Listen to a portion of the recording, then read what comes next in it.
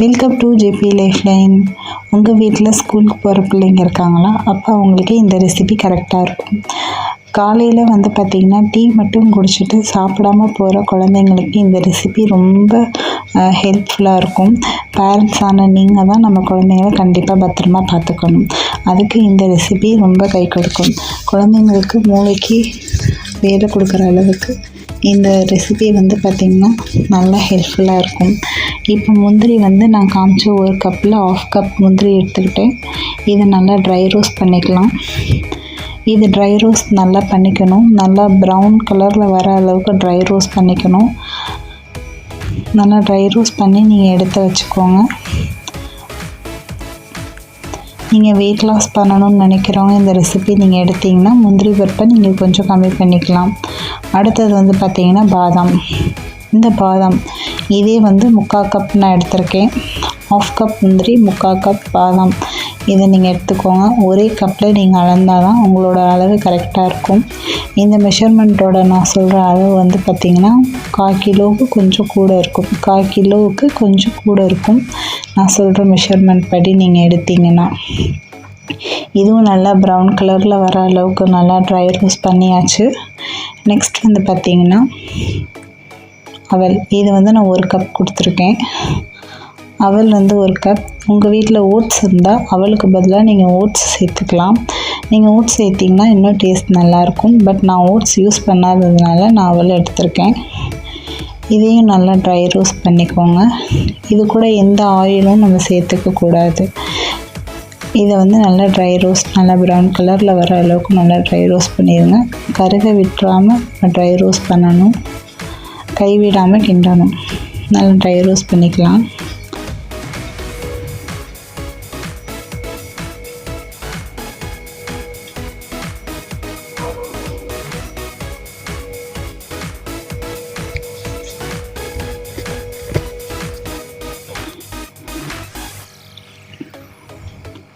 நம்ம வறுக்கிறத பொறுத்து தான் இருக்குது. அந்த ஒரு டேஸ்ட் பூஸ்ட்டுக்கு நம்ம வறுக்கிற பொறுத்து தான் இருக்குது.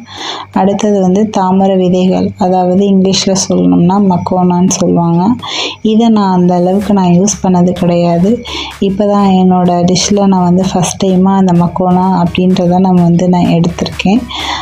இதில் பார்த்திங்கன்னா மக்கோனா பார்த்திங்கன்னா கிரேவி ஸ்டைலெலாம் நிறைய பண்ணுறாங்க. பட் நான் பார்த்த வரைக்கும் மக்கோனா இதான் எனக்கே ஃபஸ்ட் டைம். நான் இதை நான் 2 கப் மக்கோனா எடுத்திருக்கேன். அவல் 1 கப், மக்கோனா 2 கப். இதை நல்லா ரோஸ்ட் பண்ணிக்கோங்க. இது சீக்கிரம் சட்டுன்னு ரோஸ்ட் ஆயிரும். இதை நல்லா நான் காய வச்சு எடுத்திருக்கேன். இப்போ ட்ரை ரோஸ்ட் பண்ணதெல்லாம் நல்லா காய வச்சு எடுத்திருக்கேன். இதை நம்ம மிக்ஸி ஜாரில் சேர்த்துக்கலாம். இதில் நான் சேர்த்தது தான். எல்லா பொருளையும் நல்லா காய வச்சுக்கோங்க. இதோட எக்ஸ்ட்ரா டேஸ்ட்டுக்கு நான் ஒரு 5 ஏலக்காய் எடுத்திருக்கேன். வாசனைக்கும் 5 ஏலக்காய் எடுத்திருக்கேன். இதை நம்ம மிக்ஸி ஜாரில் சேர்த்துக்கலாம். அதுக்கு முன்னாடி நம்ம மிக்ஸி ஜாரில் கோகோ பவுடர், இது ஸ்வீட், அதாவது எப்படின்னா ஸ்வீட் இல்லாத கோகோ பவுடர், இது நான் 50 ml எடுத்திருக்கேன். இதோட நம்ம வறுத்து வச்ச எல்லா இன்க்ரீடியன்ஸும் எல்லாத்தையும் இதில் நம்ம சேர்த்துக்கலாம். நல்லா நீவாக அடிக்கணும். நீங்கள் குறைன்னு அரைச்சிங்கன்னா உங்களுக்கு அந்த டேஸ்ட் வராது. அதேமாதிரி அடியில் கொஞ்சம் நின்றுக்கும். நீங்கள் எவ்வளோக்கு நீவாக பவுடராக நீங்கள் அரைக்கிறீங்களோ அவ்வளோக்கு உங்களுக்கு பாலோட கலந்து உங்களுக்கு நல்லபடியாக கிடைக்கும். இதை நான் அரைச்சி எடுத்துக்கிட்டேன். அரைச்சி எடுத்துகிட்டு தெளித்து எடுத்துட்டோம்னா நமக்கு பவுடர் கிடைக்கும். நீங்கள் சில பேர் சலிக்காமல் நீங்கள் எடுத்துட்டோம்னா கட்டியமாக இருக்கும். அப்புறம் வீணாக போகிறதுக்கு சான்ஸ் இருக்குது. நீங்கள் சலித்து எடுத்துட்டீங்கன்னா பவுடர்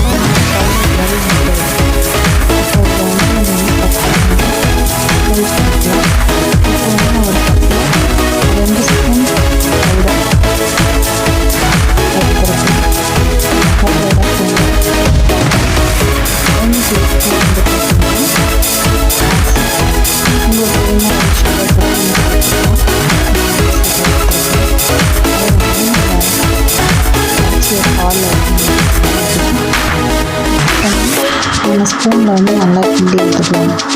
நீங்கள் வந்து ஒரு கிண்ணத்துலேயோ டம்ளர்லேயோ போட்டு நல்லா ஆற்றிக்கோங்க. ஆற்றிட்டு கப்பில் சர்வ் பண்ணி நீங்கள் குடிங்க. ஏன்னா அடியில் வந்து அந்த நம்ம போட்ட கோகோ